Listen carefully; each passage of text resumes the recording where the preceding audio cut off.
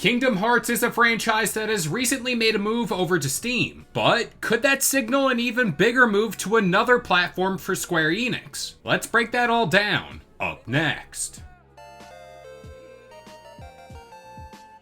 What's going on, guys? It's Kalo, and I'm here to give you the lowdown on all things gaming. And if you're new here, feel free to subscribe to this channel for weekly video game news content. Drop a like on the video, and welcome to the Level Up. If you're like me, you grew up playing Kingdom Hearts and enjoying all of the crossovers with some of Disney's biggest and well-known IPs, like The Lion King, The Nightmare Before Christmas, and so much more. And just a week ago, we talked a bit about how Square Enix is now looking to expand their horizons and make more money by adding their games to other platforms. This includes the likes of Final Fantasy, of course, but let's not forget the Kingdom Hearts franchise too. This is a franchise, and I didn't know this, is the third best-selling game for them. And historically, Square Enix has been very inconsistent on how they release those games. Oddly enough, even the most minute spin-off game for Kingdom Hearts is pretty vital to the story. And just speaking from my own perspective here, I've only played the straight-up versions of 1 to 3. Apparently there's 0.5,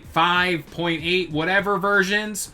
More on that later. So the news came out that Kingdom Hearts is now being added to Steam, with Kingdom Hearts 1.5 plus 2.5 and Kingdom Hearts 2.8. Let's not forget Kingdom Hearts 3 plus Remind. Alright, that is so confusing. But if you are unaware, in rather simple terms, which I always tend to deal in, 1.5 and 2.5 include 6 games total, and 2.8 gets another 3. And Kingdom Hearts 3 is a standard game with DLC. Can we just kinda lump them together, please? Now this brings me to Kingdom Hearts 4, because that is on the way and it's got expectations to drop as soon as next year. So I guess now, by some standards, it's the best time to hop into the series, just so that you're caught up with all the lore heading into 4. But I do think this franchise existing on a Steam Deck is rather great, but my mind gravitates towards the Switch too. Yup, I somehow found a way to shoehorn that console into this here video, because we haven't talked about it in a long while. Nintendo fans for so long have been dying for a local experience on their consoles, and these games on the surface fit Nintendo's vibe to a T. But now that Square Enix is under new leadership,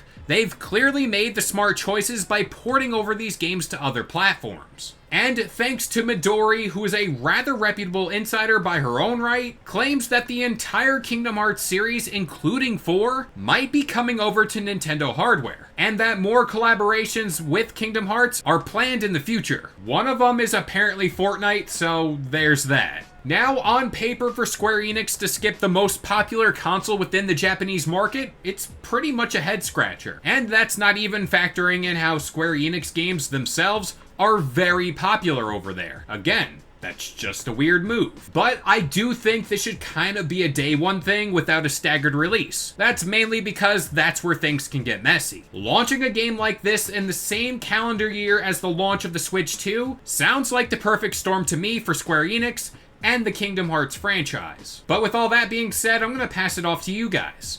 Have you played Kingdom Hearts in the past? If you haven't, when you heard this news, are you gonna jump in? But that about does it here. I've been Kalo, I gave you the lowdown on all things gaming, and if you're new here, feel free to subscribe to this channel for weekly video game news content. Drop a like on the video, and this has been the Level Up.